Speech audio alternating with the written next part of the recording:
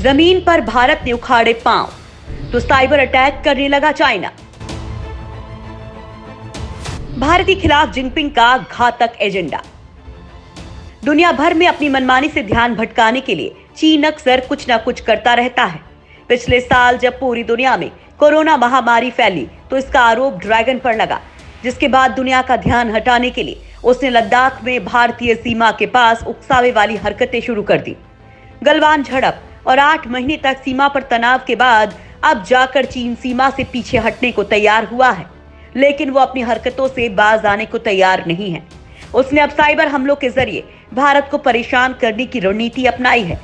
एक रिपोर्ट में दावा किया गया है कि चीनी सरकार के हैकर्स में भारत में कोरोना वैक्सीन बनाने वाली कंपनियों पर साइबर हमला किया था। वहीं एक दूसरी रिपोर्ट में दावा किया गया है कि चीनी हैकर्स ने पिछले साल 12 अक्टूबर को साइबर हमले के जरिए मुंबई में पावर ब्लैकआउट को अंजाम दिया था। चीन की ताजा रणनीति को देखकर लगता है कि उसने जमीनी पानी में लड़ाई के बाद अब साइबर वॉरफेयर से दुनिया को परेशान करने की पूरी तैयारी कर चुका है। समाचार एजेंसी रॉयटर्स की एक रिपोर्ट में दावा किया गया है कि चीनी हैकर ग्रुप APT10 ने भारत के कोरोना वैक्सीन बनाने वाली 2 कंपनियों सीरम इंस्टीट्यूट और भारत बायोटेक पर साइबर हमला किया था। इस हमले की शुरुआती वजह कोरोना वैक्सीन उत्पादन प्रतिस्पर्धी बढ़त लेना हो सकता है, क्योंकि हाल ही में आई एक रिपोर्ट में चीन की कोरोना वैक्सीन सिनोवैक्स के 70 से ज्यादा साइड इफेक्ट्स का दावा किया गया था। हालिया साइबर हमले भारत की उपलब्धियों को लेकर चीन की जलन को दिखाते हैं। पिछले साल दुनिया भर में कोरोना फैलाने के आरोप उस पर लगे और उसकी साख खराब हुई, जबकि भारत स्वदेशी कोरोना वैक्सीन कई देशों को सप्लाई कर रहा है। WHO चीफ टेड्रोस एडनम और कई राष्ट्राध्यक्षों ने भारत की वैक्सीन डिप्लोमेसी की तारीफ की है। चीन को शायद यही बात खल रही है।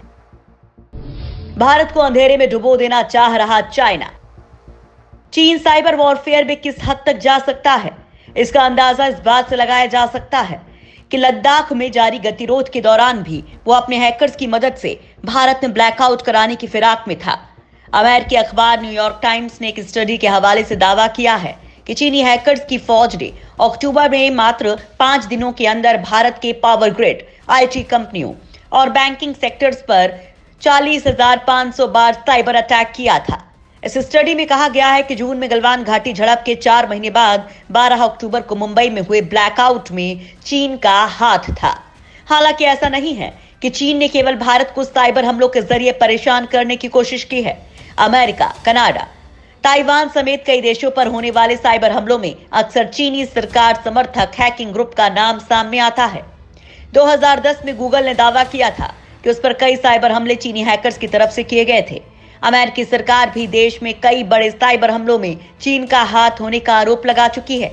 भारत की कोरोना वैक्सीन बनाने वाली कंपनियों पर हमले में जिस हैकिंग ग्रुप APT10 का नाम आया है, उसके बारे में एक अमेरिकी रिपोर्ट में कुछ वक्त पहले दावा किया गया था कि यह ग्रुप चीन की मिनिस्ट्री ऑफ स्टेट सिक्योरिटी के अंतर्गत काम करती है।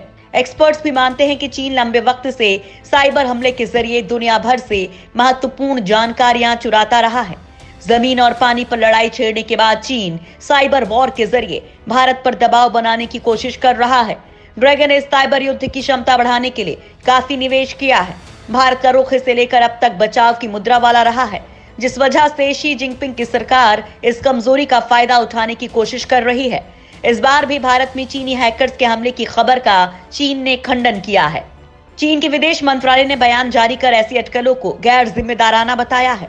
चीन के विदेश मंत्रालय के प्रवक्ता ने कहा है, चीन सभी साइबर हमलों का विरोध करता है और उनके खिलाफ कार्रवाई करता है।